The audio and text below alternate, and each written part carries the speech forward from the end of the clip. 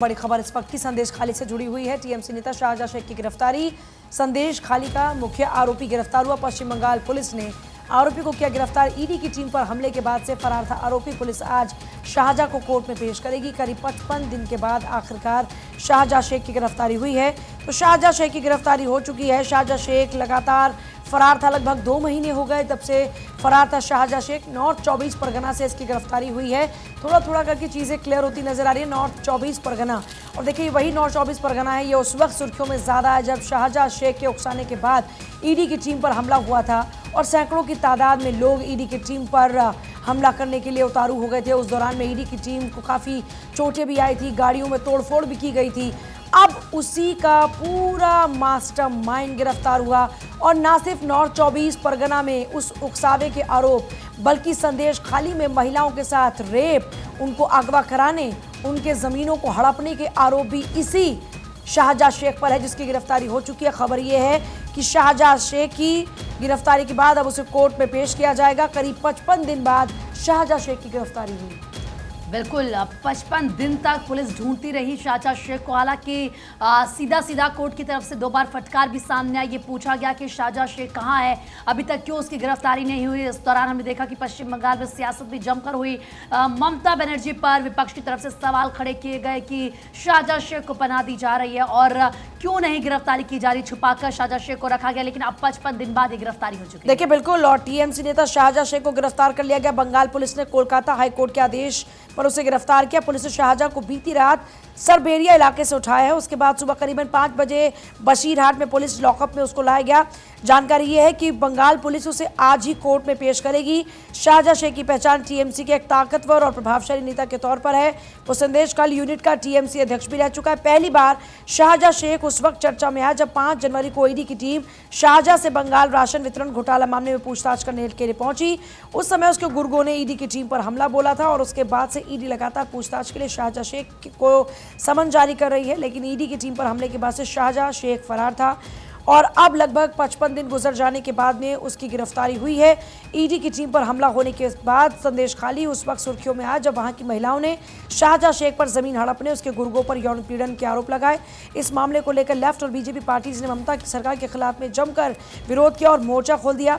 संदेश खाली में धारा 144 लगाकर विपक्ष के नेताओं को वहां जाने से रोका गया। हालांकि बीजेपी के नेताओं ने बंगाल से लेकर दिल्ली तक इस पूरे मामले को उठाया और ममता सरकार पर दबाव बनाया कि संदेश खाली के सभी आरोपियों की गिरफ्तारी हो।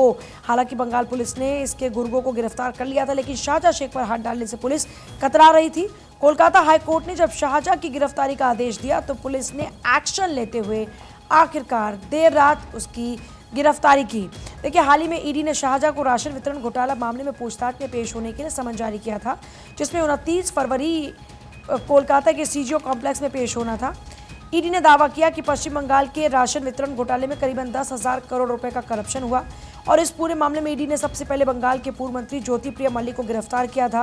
बाद में टीएमसी नेता शाहजहां शेख और बनगांव नगर पालिका के पूर्व चेयरमैन शंकर आद्या की भी संलिप्तता सामने आई और इसी सिलसिले में 5 जनवरी को ईडी की टीम जब शाहजहां शेख के आवास पर छापेमारी के लिए पहुंची थी तो उसके गुर्गों ने ईडी के अधिकारियों के ऊपर ही हमला बोल दिया था। तो ये है पूरा मामला। पूरी कहानी 5 जनवरी से शुरू होती है जब शाहजहां शेख के घर पर राशन वितरण घोटाला मामले में पूछताछ के लिए ईडी की टीम पहुंचती है। रंजना, बिल्कुल, देखिए अब इस पूरे मामले को लेकर लगातार सियासत भी हो रही थी। पश्चिम बंगाल के संदेश खाली से ये बड़ी खबर सामने आई है और संदेश खाली नॉर्थ 24 परगना का ये संदेश खाली सुर्खियों में लगातार बना हुआ है। सुप्रीम कोर्ट में क्या हुआ वो भी आपको पूरी जानकारी दे रहे हैं और बड़ी खबर है, संदेश खाली का मुख्य आरोपी अब पुलिस की गिरफ्त में है। शिकंजे में संदेश खाली का मुख्य आरोपी और आज ही पेशी होगी, सूत्रों के हवाले से भी जानकारी है। और पीड़ितों के लिए मुआवजा मांगा गया है। सुप्रीम कोर्ट में क्या हुआ इसे लेकर वो भी आपको पूरी जानकारी दे रहे। ईडी की टीम पर हमले के बाद से फरार था शाहजहां शेख और अब 55 दिन बाद शाहजहां शेख की गिरफ्तारी हो चुकी है। काफ़ी बवाल पश्चिम बंगाल में हुआ। देखिए, अगर आप देखेंगे पहले बीजेपी की तरफ से एक टीम को भेजा गया कि जाइए वहां पर देखिए कि क्या मामला है। उसके बाद फैक्ट फाइंडिंग टीम भी गई थी, लेकिन कुल मिलाकर जो बवाल था वो थमने का नाम नहीं ले रहा था। आगे बढ़ेंगे, बात हिमाचल प्रदेश की करेंगे। हिमाचल प्रदेश को लेकर क्योंकि आप जानते हैं इस वक्त काफ़ी हल्ला बोल है, सियासत वहाँ पर गर्म है और इस बीच अखिलेश यादव का स्टेटमेंट सामने आया है। एसपी अध्यक्ष अखिलेश यादव ने कहा है कि बीजेपी पार्टियों को तोड़ रही है। बीजेपी टूटी पार्टियों का एक गुट बना ले यानी कि अखिलेश यादव की तरफ से सीधा सीधा तंज कसा गया है भारतीय जनता पार्टी पर, जो इस वक्त हिमाचल प्रदेश में हो रहा है। तो वहीं अगर आप दैनिक जागरण में देखेंगे तो फ्रंट पेज पर सबसे पहले बच गई सुक्खू सरकार पर संकट बरकरार है, क्योंकि एक तरफ सीएम जो सुखविंदर सिंह सुक्खू थे उनकी तरफ से इस्तीफा दिया गया, लेकिन दूसरी तरफ से लगातार जो दिग्गज नेता हैं वो बातचीत बाकी लोगों से कर रहे थे कि किसी भी तरीके से सरकार को बचा लिया जाए, और फिलहाल वो होता हुआ नजर भी आया है। देखिए हिमाचल प्रदेश में क्योंकि राज्यसभा चुनाव के दौरान क्रॉस वोटिंग के बाद से राजनीतिक खेल शुरू हुआ, न सिर्फ शुरू हुआ बल्कि ये खेल और ज़्यादा तेज़ हो गया, और ऐसे में भाजपा विधायकों ने राज्यपाल से मुलाकात कर कहा कि जो हिमाचल की सरकार है वो अल्पमत में है। तो वहीं कांग्रेस पर्यवेक्षक हुड्डा व शिव कुमार सरकार बचाने की रणनीति बनाने में जुटे हुए हैं, ऑब्जर्वर उनको बनाया गया है, जिम्मेदारी उनको राज्य की दी गई है। तो वहीं पार्टी नेताओं से पूछा कि सरकार बचाने को नेतृत्व परिवर्तन करना पड़े तो फिर असली पसंद कौन होगा। बिल्कुल, तो देखिए अखबारों का जिक्र हो रहा है और हर अखबार को आप अगर उठा के देख ले तो इस खबर को प्रमुखता से फ्रंट पेज पर रखा गया है, क्योंकि हिमाचल में जिस तरह से सियासत गरमाई और जो खबरें लगातार आई, और अब हालांकि संकट टल गया है, लेकिन ऑब्जर्वर जो है वो लगातार इस पर नजर बनाए हुए हैं और बयान भी लगातार सामने आ रहे हैं। खबरों में बढ़ेंगे कि लोकसभा चुनाव से पहले कांग्रेस को झटके पर झटका लग रहा है। असम में भी कांग्रेस को यहाँ बड़ा झटका लगा है। राणा गोस्वामी ने कांग्रेस से इस्तीफा दे दिया। ये बड़ी खबर आपको बता रहे। देखिए तमाम उन राज्यों की बात करें तो कांग्रेस को झटका लग रहा है, और ये बड़ी खबर है कि असम में भी कांग्रेस को झटका लगा। और ये देखिए इस्तीफे की जो कॉपी है वो आपके स्क्रीन पर इस वक्त, असम में भी कांग्रेस को यहाँ बड़ा झटका लगा। चुनाव से पहले कांग्रेस को झटके पर झटका, राणा गोस्वामी ने कांग्रेस से इस्तीफा दे दिया है। साक्षी, देखिए बड़ी खबर लगातार आपको बता रहे हैं, राणा गोस्वामी के द्वारा इस्तीफा दे दिया गया है। आगे बढ़ते हुए बात कर लेते हैं प्रधानमंत्री नरेंद्र मोदी की, जिन्होंने एक्स के ऊपर पोस्ट किया। दरअसल सचिन तेंदुलकर की जम्मू कश्मीर यात्रा के ऊपर प्रधानमंत्री के द्वारा ये पोस्ट किया गया। उन्होंने जिक्र किया सचिन तेंदुलकर और कहा कि ये सचिन की यात्रा दो तरीके से बहुत महत्वपूर्ण हो जाती है। एक अतुल्य भारत के विभिन्न हिस्सों की खोज करना, और दूसरा मेक इन इंडिया का महत्व पीएम मोदी के द्वारा कहा गया। और देखिए सचिन तेंदुलकर ने सबसे पहले ट्वीट किया था, उसके बाद प्रधानमंत्री नरेंद्र मोदी के द्वारा इस ट्वीट को रीट्वीट किया गया और बताया गया कि किस तरीके से सचिन तेंदुलकर की ये यात्रा दो मायनों में बहुत खास हो जाती है। मेक इन इंडिया कॉन्सेप्ट को सचिन तेंदुलकर बढ़ावा दे रहे हैं। पीएम मोदी इसका भी जिक्र करते हुए यहाँ पर नजर आए, और सचिन तेंदुलकर के ट्वीट को यहाँ पर पीएम के द्वारा रीट्वीट किया गया। ट्वीट आपकी स्क्रीन पर। और देखिए लगातार हम देख रहे हैं, और आज क्योंकि खुद प्रधानमंत्री मोदी भी धारा 370 हटाने के बाद कश्मीर में जा रहे हैं, उससे पहले उनकी ओर से ट्वीट किया गया है। और अब आतंकवाद पर गृह मंत्रालय का बड़ा एक्शन, मुस्लिम कॉन्फ्रेंस जम्मू कश्मीर पर बैन। मुस्लिम कॉन्फ्रेंस जम्मू कश्मीर भट्ट गुट पर भी बैन है। गृह मंत्रालय ने दोनों ही गैर कानूनी संगठन उनको घोषित किया और इन पर बैन लगाया। गृह मंत्री अमित शाह ने बाकायदा इसी को लेकर एक्स पर पोस्ट किया और इसको लेकर जानकारी दी है। दोनों गुट, मुस्लिम कॉन्फ्रेंस जम्मू कश्मीर में सुमजी गुट भी और भट्ट गुट भी, दोनों पर ही बैन लगाया गया है। गैर कानूनी संगठन बताते हुए इनको बैन किया गया है। देखिए बड़ी बात यह है कि धारा 370 हटने के बाद से लगातार घाटी में शांति बनी रहे, और जो भी वहाँ के माहौल को ख़राब करने की कोशिश करे या फिर देश को बांटने की कोशिशों में लीन रहे, उन पर लगातार बैन किया जा रहा है। उनको चुन चुन कर दूर किया जा रहा है लोगों से। दूसरा, उनकी एक्टिविटीज़ को रोकने के लिए भी प्रयास किए जा रहे हैं, और इस लिहाज से इस फैसले को बेहद खास माना जा रहा है। खुद गृह मंत्री अमित शाह ने बाकायदा इन दोनों ही गुटों पर बैन लगाकर इसकी इन्फॉर्मेशन शेयर की। और इससे पहले भी आप देखेंगे कि किस तरीके से जम्मू कश्मीर में जो इस तरह के संगठन हैं, जो या तो आतंकी गतिविधियों में संलिप्त पाएगा या फिर जो वहाँ के युवाओं को भड़काते हैं, उनके हाथों में पत्थर थमाते हैं, उनको लगातार बैन किया जा रहा है। आगे बढ़ेंगे, बात रांची की करेंगे। झारखंड दौरे पर राष्ट्रपति द्रौपदी मुर्मू हैं और रांची में उनका जोरदार स्वागत भी किया गया है। राज्यपाल सीपी राधाकृष्णन और सीएम ने उनका स्वागत किया है। तो राष्ट्रपति द्रौपदी मुर्मू का ये झारखंड दौरा, और ऐसे में उनका रांची में जोरदार स्वागत किया गया। वो तस्वीरें भी आपकी टीवी स्क्रीन पर हैं। जब राष्ट्रपति पहुंची रांची तो किस तरीके से गुलदस्ता भेंट करके उनका स्वागत किया गया। राज्यपाल सीपी राधाकृष्णन और सीएम आपको इन तस्वीरों में नजर आ रहे हैं, जिनकी तरफ से उनका स्वागत किया गया। रंजना, बिल्कुल, तो खबरों में बढ़ेंगे आगे और बिहार की बात करेंगे, जहां बिहार में सियासी हलचल तेज। बागी विधायकों को कांग्रेस ने पार्टी से निकाला है। बीजेपी में शामिल हुए थे 2 विधायक। ये बड़ी खबर आपको बता रहे। बिहार की सियासत में देखिए हलचल यहां पर तेज होती हुई नजर आ रही है, और ये बड़ी खबर है। बागी विधायकों को कांग्रेस ने पार्टी से निकाला है और 2 बीजेपी में 2 विधायक शामिल हुए हैं। यानी कि अगर अंचना देखिए कि एक के बाद एक झटका कांग्रेस पार्टी बिल्कुल। को लग रहा है। इससे पहले भी हमने खबर पड़ी कि इस्तीफा दे दिया कांग्रेस पार्टी से। दूसरा हम ये देख रहे हैं कि बिहार में भी ऐसी खबरें आ रही है। इससे पहले भी हमने देखा था कि महाराष्ट्र के पूर्व सीएम अशोक चौहान, उन्होंने भी बीजेपी का दामन थामा। इतना ही नहीं, हिमाचल प्रदेश में क्या चल रहा है ये आप देख रहे हैं। कुल मिला के कांग्रेस पार्टी की टेंशन बढ़ती हुई नजर आ रही है। साक्षी, और देखिए आगे बढ़ते हुए बात कर रहे थे ज्ञानवापी के पूरे मामले की। ज्ञानवापी मामले में हिंदू पक्ष फिर से कोर्ट पहुंच गया है। दरअसल हिंदू पक्ष ने वाराणसी कोर्ट में दायर की है एक नई अर्जी। उनके द्वारा अर्जी में कहा गया कि ज्ञानवापी मस्जिद परिसर के अंदर से बैरिकेडिंग को तत्काल हटा दिया जाए। इस बीच मां श्रृंगार गौरी की नियमित पूजा की अनुमति देने की भी मांग हिंदू पक्ष की ओर से उठा दी गई है।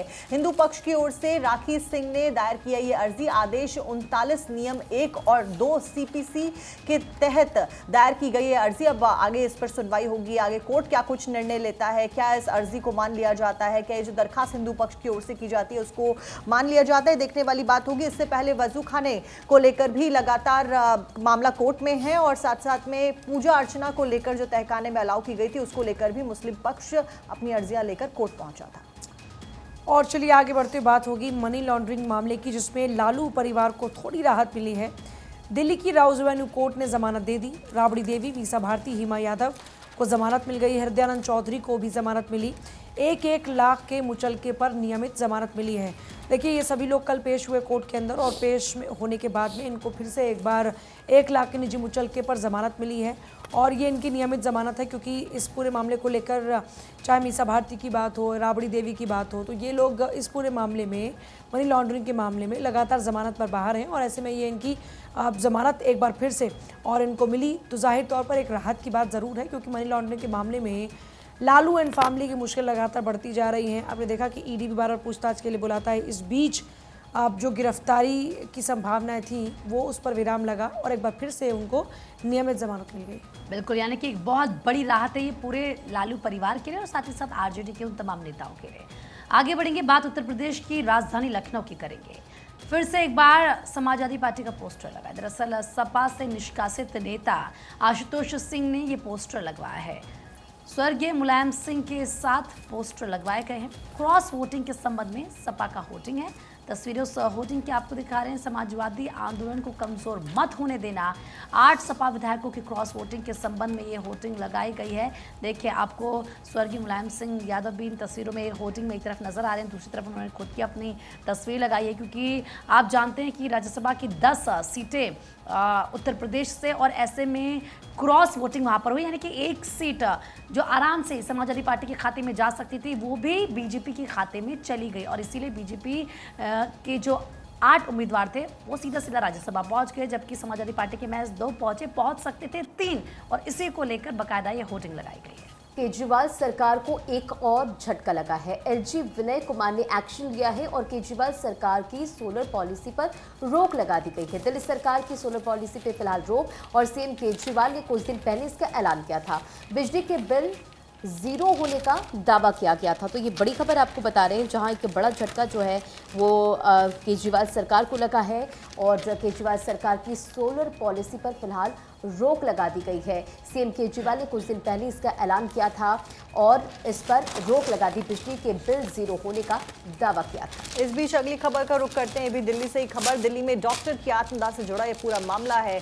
आप विधायक प्रकाश जरवाल दोषी करार किए गए। इस पूरे मामले में आईपीसी की धारा 306 और 120B के तहत में दोषी करार किया गया है। मामला दर्ज किया गया है। दिल्ली के राउज एवेन्यू कोर्ट में दोषी करार किया गया। 13 मार्च को अब सजा पर बहस होगी कि क्या कुछ सजा दी जाए। और देखिए साक्षी, ये खबर अगर आप दैनिक जागरण न्यूज़पेपर देखेंगे तो टॉप में सबसे पहले इसी खबर का जिक्र किया गया है। ये लिखा है कि डॉक्टर को आत्महत्या के लिए उकसाने के मामले में आप विधायक प्रकाश जारवाल दोषी करार दिए गए हैं। जबरन वसूली और धमकियों से तंग आकर राजेंद्र सिंह ने साल 2020 में आत्महत्या कर ली थी। विधायक जारवाल के साथ सह आरोपित नागर व हरीश को भी कोर्ट ने दोषी ठहराया है।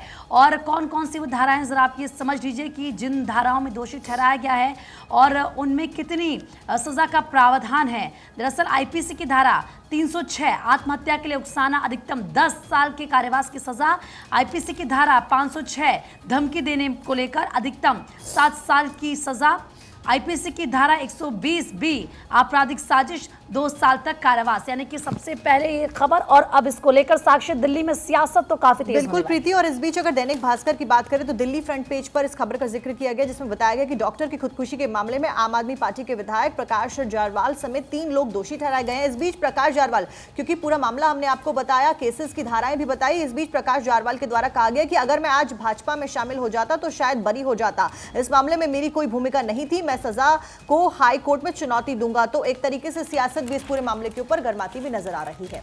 आगे बढ़ते हैं, अब बात कर लेते हैं कोर्ट में आज कौन कौन से केसेस होने वाले हैं। पहला, अजमेर की विशेष न्यायालय में 1993 बम धमाकों को लेकर सुनवाई पूरी होगी। आज सुनाया जाएगा यह फैसला। मथुरा की शाही ईदगाह मामले में हाईकोर्ट में सुनवाई भी आज होनी है। साथ साथ में तमिलनाडु में वेदांता ग्रुप के स्टरलाइट कॉपर प्लांट को फिर से खोलने की मांग को लेकर दायर याचिका पर सुप्रीम कोर्ट में सुनवाई होगी। लखनऊ के अकबर नगर में बुलडोजर एक्शन के खिलाफ में याचिका पर सुनवाई की संभावना है। आज सुप्रीम कोर्ट कर सकता है याचिका के ऊपर सुनवाई। साथ में किसी भी केस में कोर्ट का स्टे 6 महीने से ज्यादा रह सकता है या नहीं, इस सवाल के ऊपर सुप्रीम कोर्ट की संविधान पीठ अपना फैसला सुनाएगी। मानहानि के मामले में केजरीवाल को राउज एवेन्यू कोर्ट में पेश होने का आदेश। और उस बीच एक बड़ी खबर आ रही है मध्य प्रदेश के डिंडौरी से, जहां पर एक दर्दनाक सड़क हादसा हुआ। बेकाबू पिकअप वैन पलट गई और इस हादसे में 14 लोगों की मौत की खबर मिल रही है। 21 लोग गंभीर रूप से घायल बताए जा रहे हैं। बड़झर गांव के पास में ये सड़क हादसा हुआ। बेकाबू पिकअप के पलटने से, ये देखिए तस्वीरें भी आप देख रहे हैं, बेकाबू हुई पिकअप वैन और पलट गई, जिसके कारण से 21 लोग गंभीर रूप से घायल बताए जा रहे हैं। बड़झर गाँव के पास ये सड़क हादसा हुआ। मध्य प्रदेश में तेज रफ्तार पिकअप का कहर। मध्य प्रदेश के डिंडौरी में ये दर्दनाक सड़क हादसा, लोगों की जान गई है। बेकाबू पिकअप वैन पलट गई और अस्पताल की तस्वीरें आप देखिए, जहां पर जो घायल हैं उनका इलाज चल रहा है। हादसे में 14 लोगों की दर्दनाक मौत हो गई है। 14 लोगों की जान गई, 21 लोग गंभीर रूप से घायल हुए हैं, जिनको इलाज के लिए भर्ती कराया गया अस्पताल में। जानकारी के मुताबिक गोद भराई कार्यक्रम से वापस लौट रहे थे सभी देवरी गांव के बताए जा रहे हैं ग्रामीण, और देर रात शहपुरा थाना क्षेत्र की ये घटना बताई जा रही है। तो बड़ी खबर आपको बता रहे हैं, जहां एमपी के डिंडोरी में अनियंत्रित होकर लोडिंग वाहन पलटा और ये तस्वीर देखिए, घायलों को आनन फानन में अस्पताल में एडमिट कराया गया। तो मध्य प्रदेश में तेज रफ्तार का कहर देखने को मिला है। डिंडोरी में बेकाबू वैन पलट गई और ये तस्वीर आप देख रहे हैं, घायलों को अस्पताल में एडमिट कराया गया। तो वही वाहन किस तरह से क्षतिग्रस्त नजर आ रही है।